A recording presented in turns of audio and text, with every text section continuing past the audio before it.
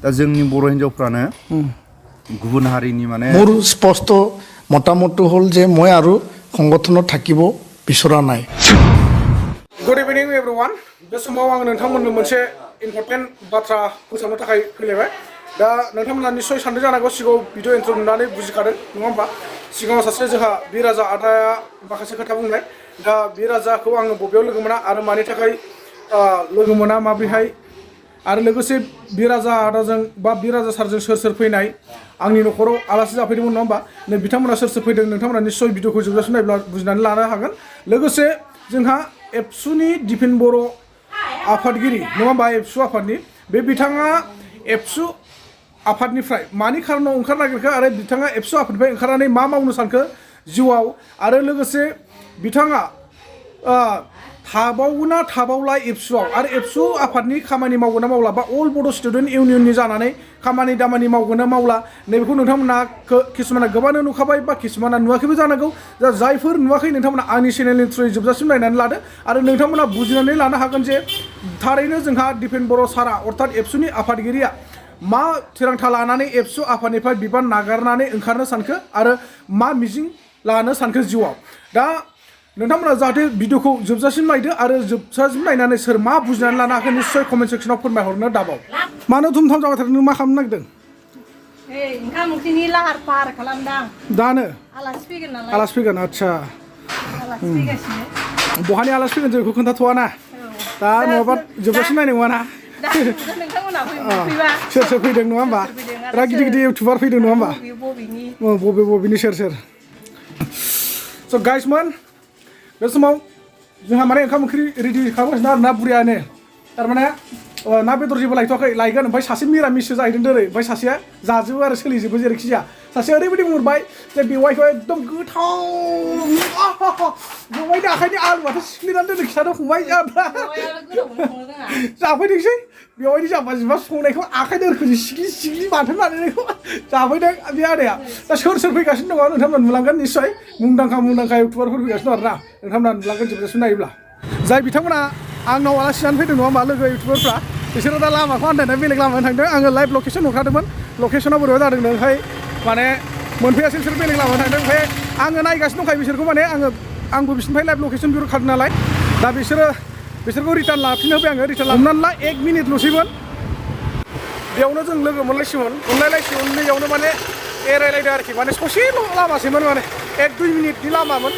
मोनसे मेडिकेल सक होनाय दं बे मेडिकेल सकजों माने बिसोर हाजो रडजोंसो थांगासिनो आरोखि दा आंनिया फैनांगौ न'पाराजों नङा होमबा कल सिमेन्ट सकथिंजाय फैनांगौ दा बिसोर बेलेग लामा थांदों आंबो दा थांगासिनो दंखायो बेयावनो एसे बाजारबो खालामनो थांगासिनो दंखायो आरो दा बेयाव लोगो मोनसै बिथांमोनखौ बेदरखौथ' लाबाय मोनफैबाय मानसिफ्रा एसे आगोलाव दं आरो ना नायलांदों नोंथांमोना सोर सोर फैदों आन्दायनानै बेयावनो ओरै बैथिंनि लामा दोंसे थांदोंमोन आरो बिसोरो ओमफ्राय आं बेदर लाना फैबाय एसे ओमफ्राय दा बेयाव ना लानाय जायो ना आरो बयलार लानाय जायो लाहैबावनोसै सोर मा जायो नै बै गारियानो आरो ना बै गारिया नै बिसोरनो आसोलफ्रा आदा मिनिया माथो भिडिअआवहाय एसे साबसिन नुयोब्रा माथो मोगथाङावसो साबसिना मोगथां खामानि गैया हनै जोंना आदा बिराजा नुयो बिना रानिखौ मा नामलाय बिराद मिनिनो गोरों दाबो अमा उरलिनो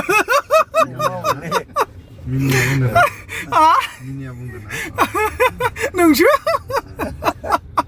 आजा बेवायाबो मालाबा गोसोखांसो मिनियो मोजां मोनदों ओमफ्राय सासे दंबावो दा रायलायलायसै मोजां गाज्रिखौ जोङो दिनैसो गोबाव समनि उनाव लोगो मोनलायदों आरो ना कन्टेक्टनि गेजेरजोंल' रायलायबाय थायोमोन नै भिडिअ बानायगासिनो जोंना आदा मिनिया बर' इउटुबार चिरां जिल्लानि आरो ना जोंना सारमोना बिथिंजाय दङ जों दा दान्दिसे सारमोनखौ एसे जायगा देखायनो बेरायहैनि हाजोथिं बबे जायगाथिं जि दानानै दंफैयो बबे जायगानि जों दा गासिबो एसे बेरायहैनो खादों दा थाबायनानै थांनो ना एसे गोजान साबबो साबानो एसे दंफैयो आदा बिराजा फैनानै माबायदि मोनदों फैनानैथ' थिगानो खिन्थु जोंनि बर'फ्रा गावनिनो आगर गुबुन हारिनि आगर दानानै सोलिनांगासिनो आरो कवालकुसि जायगायाव दं आरो दा जोंनि बर' लिडारफ्रा बा उदालगुरि बरपेटा क'क्राझाराव जुदि गाव गावनो बानायोबा औ जोंनि बर' हिन्जावफ्रा एसेबाबो दामसिन आरो जायगाफ्राव माने गावनि जायगायावनो दानो मोनोबा औ गथ' गथायखौ फोरोंनोबो सुबिदासिन जागोन सुबिदा जागोन आरो दा नैबेफोराव फरायनायनि थानायनि औ बेफोरनि माखासे जेंनाखौ फरायनाय स्कुलफोर दंबाबो गावनि जायगा बायदि जाया नङा होमबा नंगौ दा जोंनि बर' लिडारफ्रा सोरबाया बुङो माने अयबिंनि ओरैबायदि लन लादों औ दा बेसेबां जि दिहुननो हायो औ दा जोंनि बर' हिन्जावफ्रानो गुबुन हारिनि माने आगर एरनो रोङो जि दानो रोङो दा बेफोरखौनो जों बिटिसिनिफ्राय जुदि साप्लाय हरनो हायोबा दा कवालकुसियाव दाग्रा मानसिया बर' मानसियानो आरो बे कवालकुसिनि दाग्रा गुबुन गुबुन हारिनि बे जि दिहुनग्राया बर' हिन्जावफ्रानो दा बेफोरखौ जुदि जोंनि बिटिसि बिटिआरावनो जुदि बे माबाखौ लाङोबा जि दाग्राफोरखौ लाङोबा अयबिंफोरखौ बिटिआरनिफ्राय सारि दिहुननो हायो गुबुन गुबुन हारिनि माने जि दिहुननो हायो बेफोरनि माखासे जौगानाय आरो दा बेखिनिखौनो आं बुंगोन आरो आदा मिनियालाय मा बुंनो सानो माबायदि मोनखो बेयाव फैनानै प्रथम बेयाव फैनायाथ' मोजां मोननायाथ' बिराद मोजां मोनदों माने गोजोननायखौ बबाव दोननो माने आंहा नुफेरनि जायगाखौ नुयोब्ला ओरैबायदि गोजोननाय मोनो दा जार फलावहाय आङो बे जायगायाव जिबनावबो आं नुहैगोन होननानै आं सानफेराखैमोन दा दिनैहाय फैनानै नोंथांनि अननायाव फैनानैहाय नैबे जायगाफोरखौ नुफैबाय खोनाबायसो थायोमोन कवालकुसि जायगाखौहाय गोबां जोंनि बर' आइजोफोर जि दाग्रा जायगा होननानै दा दिनै आङो मेन लकेसनावनो फैनानै आङो नुफैबाय बिराद मोजां जायगाफ्रा बेरायनो दा नैबे जि दानायफोरखौबो जोंनि बर' आइजोफोर माखासे गोबांथार दागासिनो दङ आङो माखासेखौ नायबायबो दा बिनि गेजेरावहाय गोजोननाया बिराद मोनदों ब्रादारनि अननायनि हेफाजाबजोंहाय बे जायगाखौ नुफैनायनि थाखाय दा जोंनि बर' हारिनि जिथुनाखि आइजोफोर बिथांमोना गाव गावनि जायगायाव दानो मोनालासिनो गुबुन जायगायाव बा गुबुननि आथिं सिङाव थानानै सोलिफैनांगासिनो दङ बिनि सायाव मा बुंनो सानो बिनि सायावथ' आङो दिनै बुंगोन जोंनि माखासे आइजोफ्रा गुबुन जायगायावहाय फैनानै दाफैलायनांगौनि जेबो गोनांथि गैया नोङो जुदि दानो रोङोब्ला नोंनि मथामतजों जुदि नोंनि आखाइजों नोंनि मावनाय रोंगौथिजों जुदि बेबायदि जिखौहाय दानो हायोब्ला मालाय जायगायाव फैनानै दाफैस्लायस्लाय गाव गावनि जायगायावनो न'खर खुंनो हायो बेफोरखौ खामानिखौ मावनानै लानो हायो दा आङो बेखौ बुंगोन आरोखि ना गोबांथार जायगायावहाय दाब दाब जायगाफ्राव जोंनि बर' आइजोफ्रा थांनानै गोदाव सोराव आनि थानि मालायनि आन्दारावहाय आथिं सिङाव थानानै मावनानै जागासिनो दं दा बेफोरखौ जाया लाजासे न'आवनो थानानै जुदि नोङो रोंखायोब्ला नोङो न'आवनो थानानै बेफोरखौहाय दानानै मावना जानायानो मोजां आरोखि आंनि दा बेफोरबायदि जिथुनाखि अयभिं खुलिनाय स्किम बेफोरखौ जोंहा बिटिआर सरकारनिफ्राय होनो हानाय माबाफोर खेमथा दं गैया दा नोंथाङा जेन'बा बे बिटिआर सरकारनिसिम माबाफोर खावलायहरनो सानो नामा बिटिआर सरकारनिसिम आङो बेखौनो खावलायहरनो माखासे गोबां जायगाफ्राव ओरैनो थाखा फैसाफोरखौहाय बेखारावनो माखासे जायगाफ्रावहाय गारस्लायस्लाय बेफोरबायदि बेखार आइजोफोरनोहाय बेफोरबायदि माखासे जायगाफ्रावहाय प्लेस जायगाफ्रावहाय अयभिंफोरखौहाय जुदि बानायनानै होयोब्ला जोंनि निसिमा एबा चिरां ओनसोल क'क्राझार बायदियावहाय दा जोङो बेखौहाय जुदि जोंनि आसाम सरकारा जुदि बेबायदि बानायना होयोब्ला आङो जोबोद मोजां मोनगौ आरोखि जाहाथे जोंनि बर' आइजोफ्रा गोजानाव फैनानै मालायनि आथिं सिङाव थानाङा প্ৰতিনিধি সভাত মানে নতুনকৈ কমিটি গঠনৰ প্ৰক্ৰিয়া তাত আৰম্ভ হ'ব মোৰ চিম্পল আহ্বান বড়ো ৰাইজলৈ আমাৰ জিলা কমিটি আঞ্চলিক কমিটি আৰু আমাৰ প্ৰতিনিধি সভালৈ মোৰ থাকিব এতিয়ালৈকে মই মানে পোনপটীয়াকৈ মই ক'ব নোৱাৰোঁ কিন্তু প্ৰতিনিধি সভাত মোৰ পোনপটীয়া এটা আহ্বান থাকিব বিনম্ৰতাৰে যে যিহেতু মই 20টা বছৰ এপছট কৰিলোঁ 5টা বছৰ মই সভাপতি দায়িত্ব লৈ পেলাই কাম কৰিলোঁ মোৰ যিখিনি কেপাচিটি বা মোৰ যিখিনি মানে ক্ষমতা আছিল মই সকলোকে মানে ব্যৱহাৰ কৰি বা এই সকলো দিকটো চোৱা চিতা কৰি পেলাই জাতিটো আগুৱাই নিয়াৰ ক্ষেত্ৰত মই এইখিনি পৰ্যায়লৈকে আনিলোঁ বা আহিলোঁ তো আগন্তুক দিনত মই দায়িত্ব এৰাৰ পিছত আৰু নতুন প্ৰজন্ম নতুন নেতৃত্বই আগবঢ়াই নিব লাগিব তো মই বিচাৰোঁ যে এইবাৰ দতমা বডোফা পথাৰৰ অনুষ্ঠিত হোৱা 27 সংখ্যক এই অধিৱেশনত মই বিদায় ল'ব বিচাৰোঁ আৰু সাংগঠনিকভাৱে মই বিদায় লোৱাটো মোৰ এটা সিদ্ধান্ত মই তেনেকুৱা ক'ব বিচাৰোঁ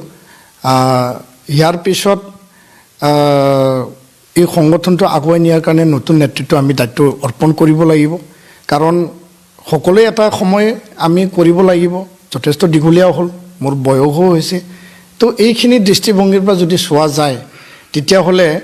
বহুত দীঘলীয়া মানে আমি মানে থকাটো উচিত নহয়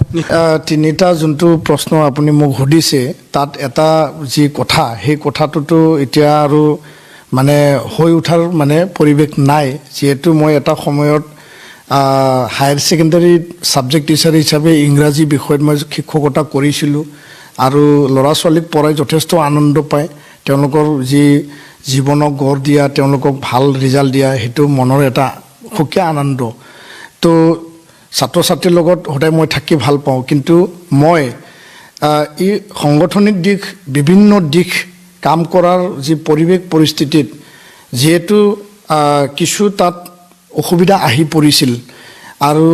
মই খোলা মনেৰে সব কাম মানে নিষ্ঠা সহকাৰে মই কৰিব বিচাৰোঁ ইয়াত আধা তাত আধা মই কৰিব নিবিচাৰোঁ তো সকলো বিষয় চালি জাৰি চাই মই এই যে শিক্ষকৰ যি পদ বা য'ত মই শিক্ষকতা কৰিছিলোঁ ওদালগুৰি হায়াৰ ছেকেণ্ডেৰী স্কুলত সেইটো মই সেই সময়তে ৰিজাইন দিছিলোঁ আৰু ৰিজিগনেশ্যন অৱশ্যে ইনস্পেক্টৰ অফ স্কুল আৰু ডাইৰেক্টৰ অফ এডুকেশ্যনে ল'ব বিচৰা নাছিল তেওঁলোকক বাৰম্বাৰ ৰিকুৱেষ্ট কৰাৰ পিছতে তিনিবাৰ মই ৰিজিগনেশ্যন পঠাব লগা হৈছে তাৰপিছতে তেওঁলোকে ৰিজিগনেশ্যনটো মানে একচেপ্ট কৰিছে গ্ৰহণ কৰিছে তো পুনৰ আৰু শিক্ষক বা শিক্ষকতা এই প্ৰফেশ্যনলৈ যোৱাৰ এতিয়া প্ৰশ্ন নুঠে কাৰণ সেই পৰিৱেশটো আৰু এতিয়া নাই তো দুটা কথা ৰৈ গ'ল এটাটো হ'ল পুনৰ আৰু সংগঠনত থাকিব নেকি থাকা নাথাকাটো এইটো প্ৰতিনিধি সভাৰ বিষয় কিন্তু মোৰ মনৰ কথাটো হ'ল মোৰ স্পষ্ট মতামতটো হ'ল যে মই আৰু সংগঠনত থাকিব বিচৰা নাই বা আৰু দীঘলীয়া মই সংগঠনত থাকি নৱপ্ৰজন্মই যে সংগঠনৰ কাম কৰিব লাগে লিডাৰশ্বিপ ল'ব লাগে সেইটোৰ প্ৰতি মই আৰু বাধা হোৱাটো মই বিচৰা নাই তো ইয়াৰ কাৰণে